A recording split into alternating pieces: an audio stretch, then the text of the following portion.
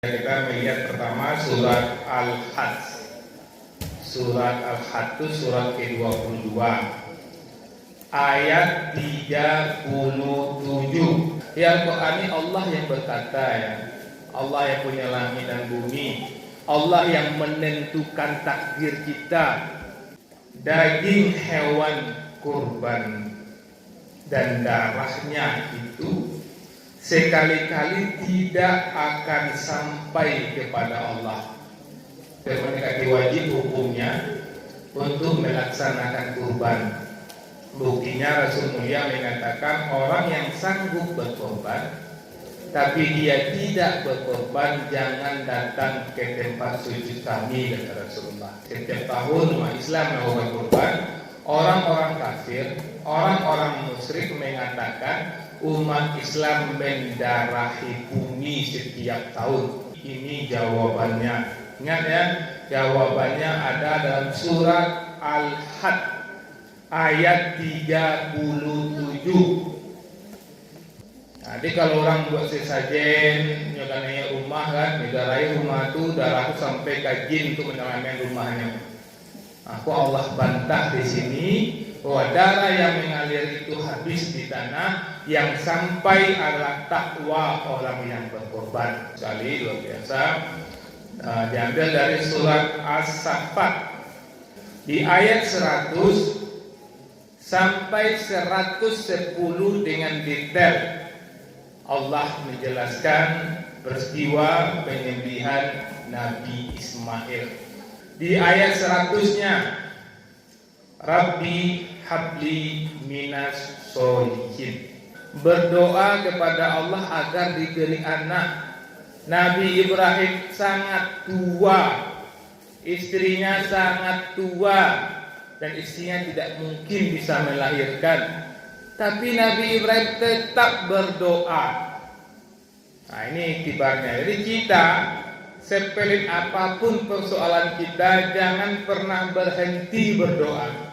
Sampaikan ini nasihat kepada orang tua kita. Ada orang tua yang tidak mau lagi berdoa. Dia lihat anaknya begitu nakal, dinasihati, segala macam cara sudah dinasihati, nampaknya tidak akan berubah. Tidak didoa anaknya, percuma sih doa. Atau misalnya dilihat ekonominya tidak akan mungkin bertambah, percuma berdoa anak berdoa minta rezeki lah itu. Nah, ini kibar dari Nabi Ibrahim, walaupun dia tahu tidak akan mungkin dia dapat anak secara dunia, secara medis, tapi dia yakin tidak ada yang tidak mungkin bagi Allah.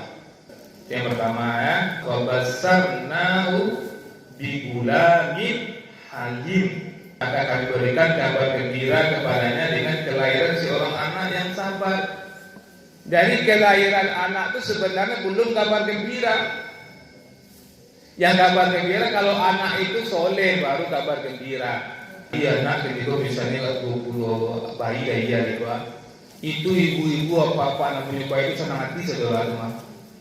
Tapi 10 tahun sudah itu mungkin ada nama ini. Yang menangnya bu anak 10 tahun kalau anak itu cari-cari segala jualnya. Baca-baca segala jualnya. Apapun sabarek-barek dan suruh orang gaya masih barik malain awak lain. Nah, kemudian di ayat 102, maka ketika anak itu sampai pada umur sanggup berusaha bersama Ibrahim, Ibrahim berkata, wahai anakku, sesungguhnya aku bermimpi bahwa aku menyembelihmu, maka pikirkanlah olehmu dan bagaimana pendapatmu. Dan Ismail menjawab, wahai ayahku, lakukanlah apa yang diperintahkan Allah kepadamu. Insya Allah engkau akan mendapatkanku termasuk orang yang sabar. Perhatikan ya, As-Saffat 102 iktibar yang bisa kita ambil.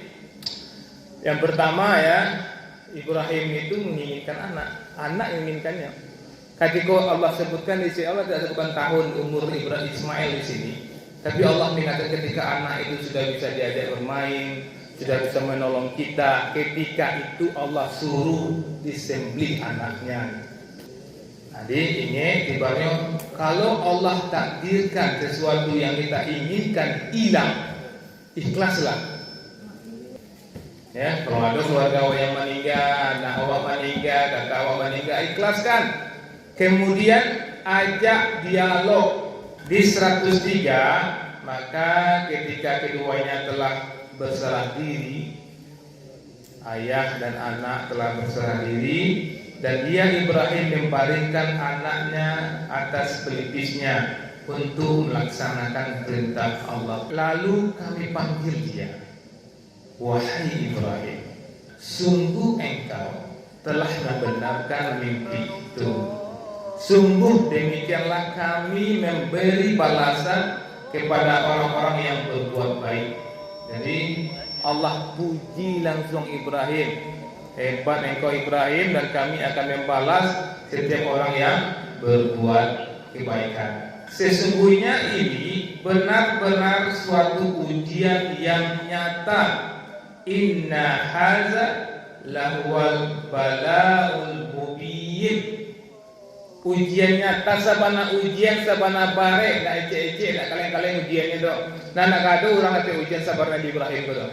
Orang kalau sakit, anak orang berlarian ke rumah sakit supaya sehat, ini bunuh anaknya. Ibrahim tak suruh melarikan anak ke rumah sakit ke UGD dong. Cari darah kamar-kamar untuk anak selama ini, itu dong membunuh anaknya. Sabar itu yang mampu dia melewatinya. Allah mengatakan, dan kami tebus anak itu dengan seekor sembelihan yang besar. Apa iktibarnya? Kalau itu berkorban, kurbannya mesti gadang.